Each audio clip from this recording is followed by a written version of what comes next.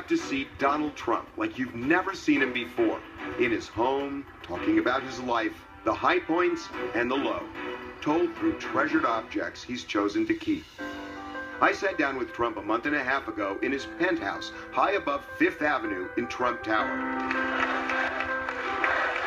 We want you to see the next president of the United States, the father, the aspiring movie producer, the sports fanatic, the man who still grieves over his brother's death, and the future politician. This sounds like political presidential talk. Who was secretly egged on by a United States president.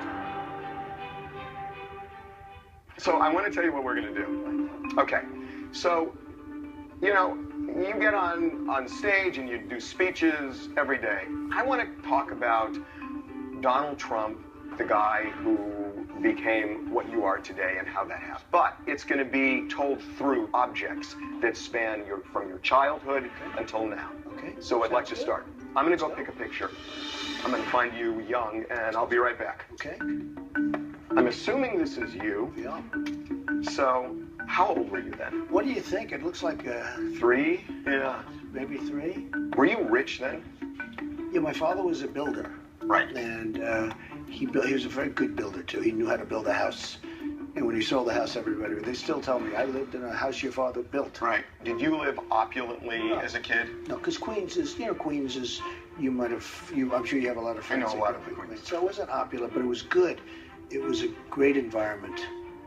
Very different, I think, maybe than today, but it was a great environment. How so? Because you are a very Manhattan kind of guy. I view it so differently. Here we sit overlooking Central Park, right. And now when I go there, it seems very quaint.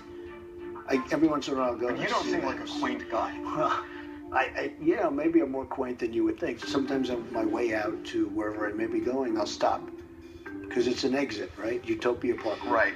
And I get off the exit and I'll stop and take a look at my house where I grew up with my parents and brothers and sisters. And, I had a good early life. Were you spoiled? Probably. How so? I had parents who spoiled me. My father was tough. My mother, maybe in her own way, was tougher, but she spoiled me. I understand you actually worked as a child. You worked at paper route? I did. The paper thing, I'd clean laundry rooms because if my father had a building or something, we had a little laundry room. Right. And collect sometimes the coins from the machines. I read that when it rained, you took your dad's limo to deliver papers. No, well, that is a story that's out there. I don't believe so. There is a story out about a music teacher you didn't think knew anything about music, and you hit the music teacher because you thought, God, you don't know anything. Yeah, well, it gets a little exaggerated. But you were strong-willed. Yeah, I was strong-willed. That story is very exaggerated. That story is all over the place. I hate that story. But no, that's not something I would do. How were you punished as a kid? I'm interested because your dad was a disciplinarian. He was, and so was my mother. But the wooden spoon, that you used to stir. Right. My mother would say, "Oh, I'm going to get the wooden spoon," but she'd never use it. She was a talker in that sense. So there was no corporal punishment? No, they weren't. That wasn't their world. They were firm. Right. Loving, great parents. My father was a very strong guy, but he was a very loving guy, very good guy, very kind, very big heart.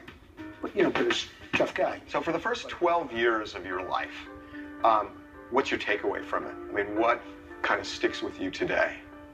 I think I realized the value of having